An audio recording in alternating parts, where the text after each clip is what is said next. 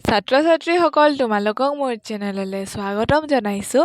আজি তোমালোকৰ বাবে মই লৈ আহিছোঁ BA 5th চেমৰ অসমীয়া গদ্য সাহিত্য পেপাৰখনৰ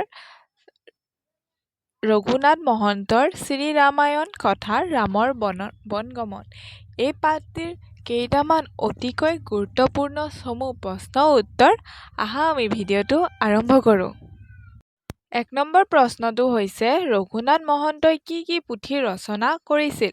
উত্তৰটি হ'ল অসমীয়া ৰামায়ণী সাহিত্য সৃষ্টিৰ ৰঘুনাথ মহন্তৰ অৱদান বিশেষভাৱে লেখত ল'বলগীয়া।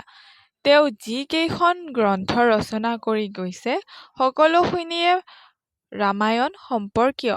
কথা ৰামায়ণ, অদ্ভুত ৰামায়ণ আৰু শত্ৰুঞ্জয় এই তিনিখন পুথি বৰ্তমানে পোৱা গৈছে। ২ নম্বৰ প্ৰশ্নটি হৈছে কথা ৰামায়ণৰ আধাৰ গ্ৰন্থ কি? উত্তৰটি হ'ল কথা ৰামায়ণৰ আধাৰ গ্ৰন্থ হ'ল মাধৱ কন্দলীৰ ৰামায়ণ। ৩ নম্বৰ প্ৰশ্নটি হৈছে এলেঙী সত্ৰৰ প্ৰতিষ্ঠাতা কোন? উত্তৰটি হ'ল ৰঘুনাথ মহন্তৰ পিতৃৰ নাম কৃষ্ণনাথ আৰু ককাক হৰেকৃষ্ণ দৈজাং এলেঙী সত্ৰৰ প্ৰতিষ্ঠাতা। ৪ নম্বৰ প্ৰশ্নটি হৈছে কথা ৰামায়ণৰ আধাৰ গ্ৰন্থ কি? উত্তৰটি হ'ল কথা ৰামায়ণৰ আধাৰ গ্ৰন্থ হ'ল মাধৱ কন্দলীৰ ৰামায়ণ। ৫ নম্বৰ প্ৰশ্নটো হৈছে ৰঘুনাথ মহন্ত কোন শতিকাৰ লেখক? উত্তৰটি হ'ল ৰঘুনাথ মহন্ত হ'ল খ্ৰীষ্টীয় অষ্টাদশ শতিকাৰ প্ৰথম ভাগৰ কবি।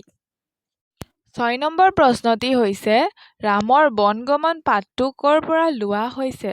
উত্তৰটি হ'ল ৰামৰ বনগমন পাঠটো শ্ৰী ৰামায়ণ কথাৰ অযোধ্যা কাণ্ডৰ ২য় অধ্যায়ৰ পৰা লোৱা হৈছে। ৭ নম্বৰ প্ৰশ্নটি হৈছে ৰঘুনাথ মহন্তৰ প্ৰথম ৰচনা কি? এই কাব্যখন কেতিয়া ৰচনা কৰা হৈছিল? উত্তৰটি হ'ল শত্ৰুঞ্জয় নামৰ কাব্যখনেই ৰঘুনাথ মহন্তৰ প্ৰথম ৰচনা। এইখন কাব্য ১৭৩৬ খ্ৰীষ্টাব্দত ৰচনা কৰা হৈছিল। ৮ নম্বৰ প্ৰশ্নটি হৈছে শত্ৰুঞ্জয় কাব্যখন আন কি নামেৰে জনা যায়? উত্তৰটি হ'ল শত্ৰুঞ্জয় কাব্যখন বালীৰ দ্বিবিজয় বুলিও জনা যায়। ৯ নম্বৰ প্ৰশ্নটি হৈছে ৰঘুনাথ মহন্তই ৰচনা কৰা শ্ৰেষ্ঠ গ্ৰন্থখনৰ নাম কি? উত্তৰটি হ'ল ৰঘুনাথ মহন্তই ৰচনা কৰা শ্ৰেষ্ঠ গ্ৰন্থখন হ'ল কথা ৰামায়ণ। ১০ নম্বৰ প্ৰশ্নটি হৈছে ৰঘুনাথ মহন্তৰ শেষ ৰচনা কি? উত্তৰটি হ'ল কথা ৰামায়ণ। ১১ নম্বৰ প্ৰশ্নটি হৈছে ৰঘুনাথ মহন্তই কোনগৰাকী ব্যক্তিৰ প্ৰভাৱত কথা ৰামায়ণ ৰচনা কৰিছিল? উত্তৰটি হ'ল ৰঘুনাথ মহন্তই অপ্ৰমাদী কবি মাধৱ কন্দলীৰ প্ৰভাৱত কথা ৰামায়ণ ৰচনা কৰিছিল। ১২ নম্বৰ প্ৰশ্নটি হৈছে ৰামৰ অভিষেকৰ বাৰ্তা কৈকেয়ীক কোনে দিছিল? উত্তৰটি হ'ল ৰামৰ অভিষেকৰ বাৰ্তা কৈকেয়ীক কুঁজী মন্থৰাই দিছিল। ১৩ নম্বৰ প্ৰশ্নটি হৈছে কুঁজী মন্থৰা কোন আছিল? উত্তৰটি হ'ল কুঁজী মন্থৰা কৈকেয়ীৰ ৰাজপ্ৰসাদৰ এগৰাকী বনকৰা মহিলা আছিল। ১৪ নম্বৰ প্ৰশ্নটি হৈছে ৰজা দশৰথৰ ভাৰ্যা তিনিগৰাকীৰ নাম কি?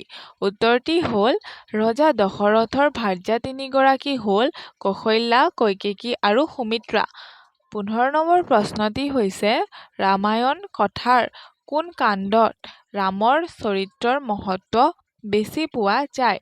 উত্তৰটি হ'ল ৰামায়ণৰ অযোধ্যা কাণ্ড, আৰণ্য কাণ্ড আৰু লংকা কাণ্ডত ৰামৰ চৰিত্ৰৰ মহত্ব বেছিকৈ পোৱা যায়। ধন্যবাদ।